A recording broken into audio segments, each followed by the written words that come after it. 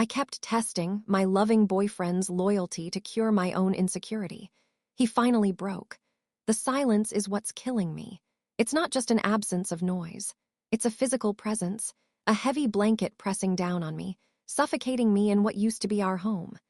The air smells wrong, a sterile mix of cardboard and dust where the scent of Theo's dark roast coffee and old books should be. I'm sitting on the floor, back against the wall, because the sofa feels cavernously large for just one person. I run my hand over the dusty patch of floorboards in the corner. His beat-up acoustic guitar used to lean right there, the one he'd pick up and strum mindlessly while we talked about our day. The ridiculous, chipped mug he loved, the one he insisted made his morning brew taste better, is gone from the dish rack. His worn-out running shoes, caked with mud from his weekend trail runs, aren't by the door. His entire half of our life has been surgically removed, leaving behind nothing but hollow spaces and the ghosts of routine. I keep replaying our last conversation, but it's like trying to grab smoke. It wasn't a fight. God, I wish it had been a fight. A fight would have felt like there was something left to fight for. Instead, it was a calm, clinical amputation. He didn't yell. He just said, "I can't do this anymore, Quinn." And the finality in his voice was like a door slamming shut a million miles away. He looked at me, his eyes filled with a kind of tired sadness I'd never seen before, and he ended us. My brain feels like a broken machine, replaying the same corrupted file over and over.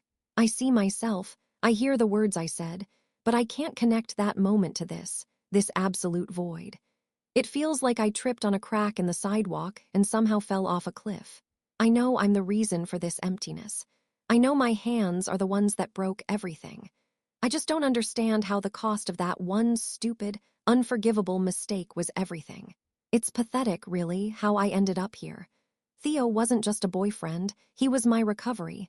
Before him, I was a human shipwreck. My ex hadn't just cheated. He'd conducted a whole secret life that I stumbled upon one Tuesday night, scrolling through his phone while he slept. The betrayal was so complete, so cinematic in its cruelty, that it rewired my brain.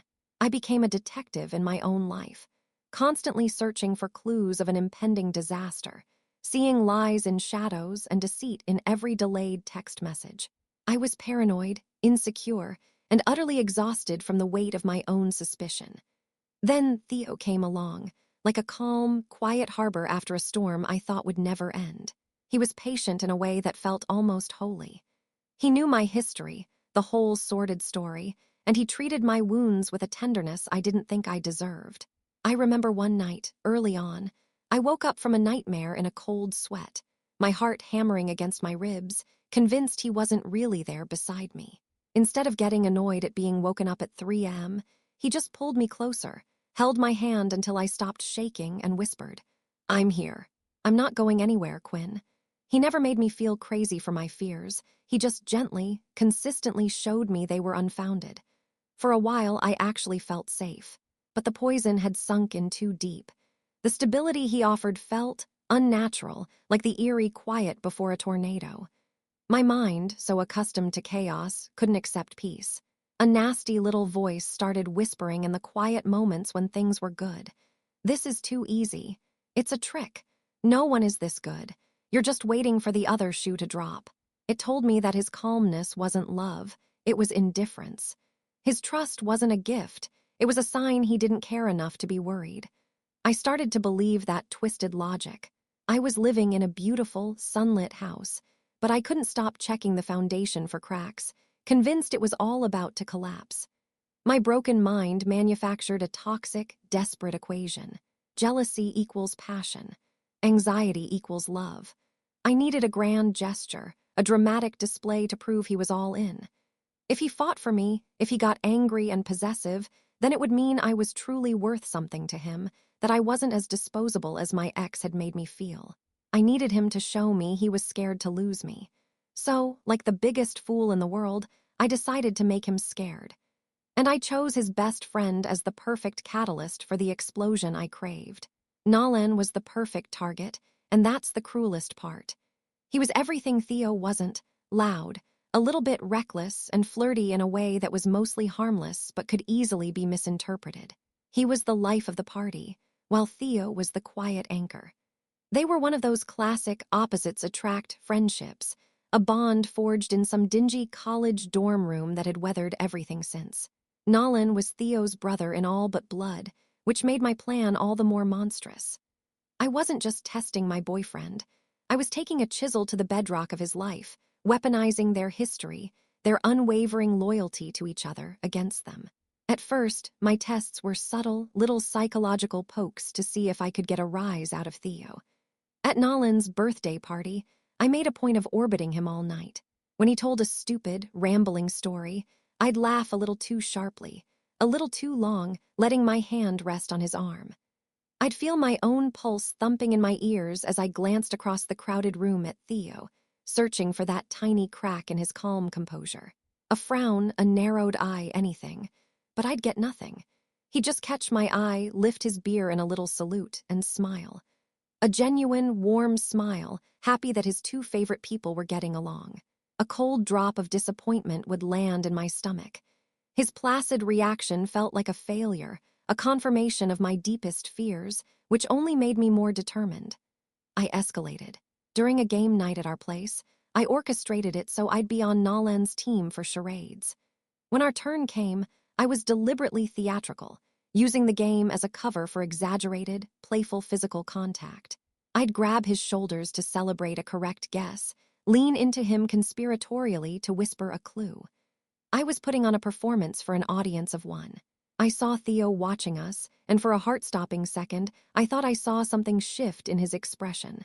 But then he just chuckled and said to our friends, "Look at her, she's finally coming out of her shell." He thought he was seeing me heal. He was praising the symptom of my sickness. That was the moment my panic truly set in. He doesn't care. See? He doesn't even notice you throwing yourself at his best friend. My inner monologue was a venomous feedback loop, so I took the ultimate, idiotic step. I started texting Nolan. Nothing explicit, just little inside jokes from the night before, or a link to a song I knew he'd like, often with a comment like, "Way better than the sad indie stuff Theo listens to." It was a small, curated betrayal. Then came the real performance. I'd leave my phone, screen up, on the coffee table while Theo was in the room. The screen would light up with Nolan's name. I'd watch him from the corner of my eye, holding my breath. I saw him glance at the notification, a casual, uncurious look that lasted less than a second before his eyes went back to his book. He never asked. He never questioned it. He'd just turn a page. His refusal to be jealous felt like a refusal to love me in the way I thought I needed. Each time he passed my sick test by trusting me, I felt more and more invisible. I was a gambler on a losing streak, doubling down with every hand, convinced the next one would be the winner. I was an arsonist setting fire to my own house, just to see if he would run in to save me. The breaking point came at a backyard barbecue.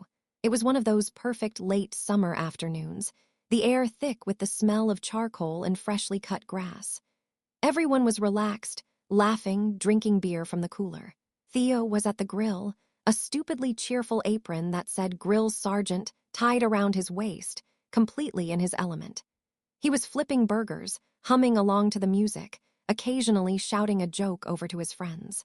He looked so content, so at peace in our shared life, and for some reason, that sight filled me with a fresh wave of desperate anxiety.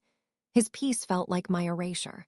I'd had a couple of glasses of wine, just enough to dissolve the last of my inhibitions and amplify the toxic voice in my head. "He's not thinking about you. Look how happy he is without you. You need to do something." I saw my chance when Nolan came back to the drink cooler to grab another beer. My heart started hammering a frantic rhythm against my ribs.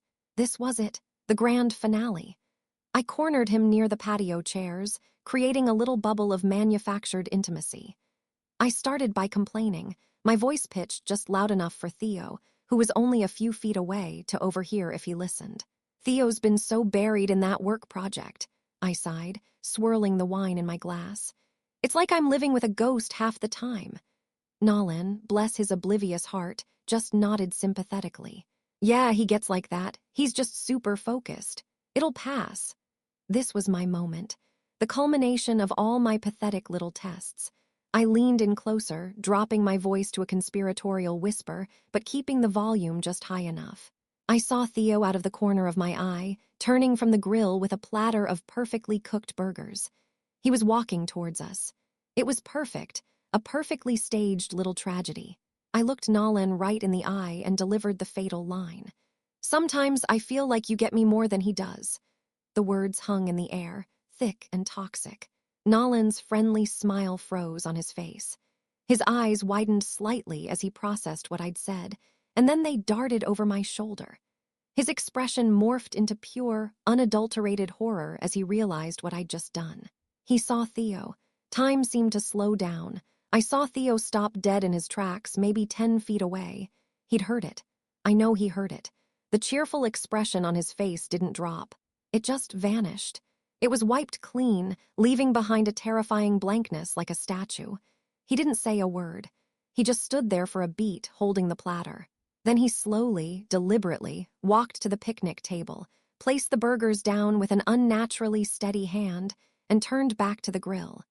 He picked up the tongs and prodded at the coals, his shoulders rigid. The sizzle of the charcoal was the only sound in the universe. The laughter and music from the rest of the party seemed to be happening in another dimension.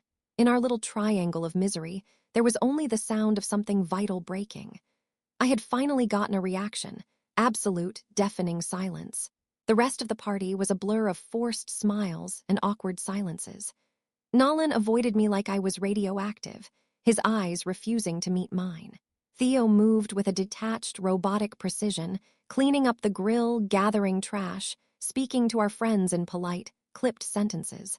He was a perfect host, a ghost at his own party. He didn't look at me once. The drive home was a tomb. The 10-minute journey felt like an eternity.